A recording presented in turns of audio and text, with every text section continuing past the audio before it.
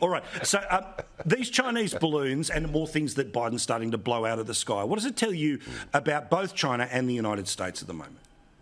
Well, what it tells me about China is that their levels of surveillance are way beyond anything any of us have understood. I mean, you know, we've had the debate about Huawei getting into 5G networks, and finally the Brits have said we won't do it.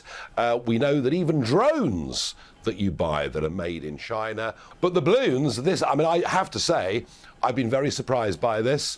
You know, the last 3 that have been shot down. The Chinese fight back is to accuse the Americans of doing it, but hey, the Americans have got the most up-to-date satellites in the world. Why would they need spy balloons?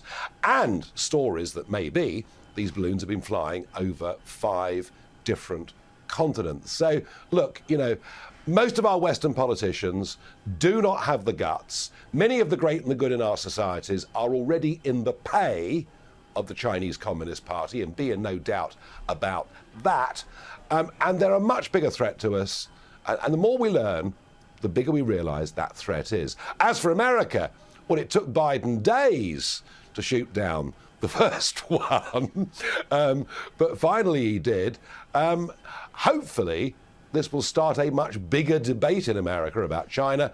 And remember, the man that woke us up to all of this was Donald Trump. It was Trump, going way back to 2016, who started talking about the threat from China in a way that I don't think, Paul, any of us had fully understood before. Or, as he put it, China. When you talk about that infiltration of China, right, it ain't just the balloon, it ain't just the satellite, it's the attempts to hack, to get information. Like literally, the Chinese hacked the Australian Parliament a couple of years ago. They hacked and got the plans to our version of MI5, right? ASIO. But on top of that, because so many companies want to sell stuff or build stuff in China, and they end up having a disproportionate effect on the government than the citizens at any one time, our governments are in a position where they're saying one thing about national security and wanting to stand up to China, but they're presiding over economies that are totally exposed to China.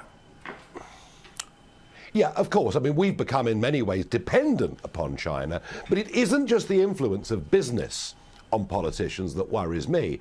This is much deeper and more sinister. I mentioned Huawei, the communications firm, a moment ago.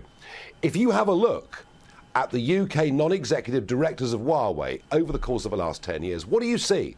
You see retired senior politicians, retired senior civil servants, and retired bosses of giant business conglomerates. And this goes right to the top of British society. And if it's happening here, you can bet your life it's happening in Australia, in America, and everywhere else. You know, money is a very, very effective tool to get people to dampen their criticism. So this is very sinister, it's very deep, and what we need to understand is that the Chinese are playing a 100-year game towards world domination. Wake up and smell the coffee, everybody.